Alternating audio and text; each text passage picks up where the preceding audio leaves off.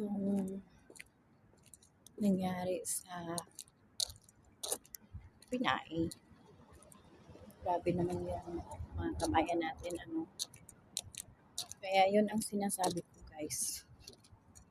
Hindi lahat ng tao may puso. Kasi kadalasan sa mga kalahi natin, sila mismo ang magpapahamak sa mismong kababayan natin. Kaya mag-ingat po tayo, di ba? Kaya nga ako, gusto ko sanang maglipat ng bahay. Kaso iniisip ko, yung tao hindi mo alam kung ano ang nasa kanilang mga isip at utak. So, dito sa bahay ko, okay naman. Kaso lang, meron ding something problem.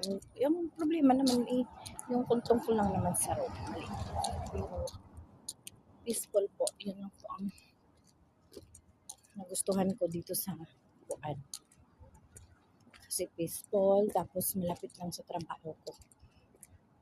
Kaya sa lahat ng mga kababayan ko na nasa ibang bansa, lalo na dito sa Kuwait, mag-ingat po tayo sa mga kababayan natin. Kasi kadalasan sa mga kababayan natin, sila mismo yung nagpapahamak sa atin.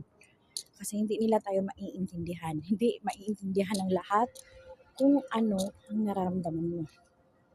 Diba? Okay, andito na tayo sa point na bawal. Diba? Of course, bawal talaga. Pero, ang daming gumagawa ng mga bagay na hindi. Na mga ganun. Diba? You know what I mean? At saka siguro, kasi matanda na si ate, ganun lang ang reaksyon. Diba? At saka yung flat holder, naintindihan ko, nagpaalam yung babae na magpunta doon yung jowa ata niya na ipis. Nagpaalam yun, sure. Kaso, yung kapitbahay, yung yung kabilang partition, syempre, inggit, di ba?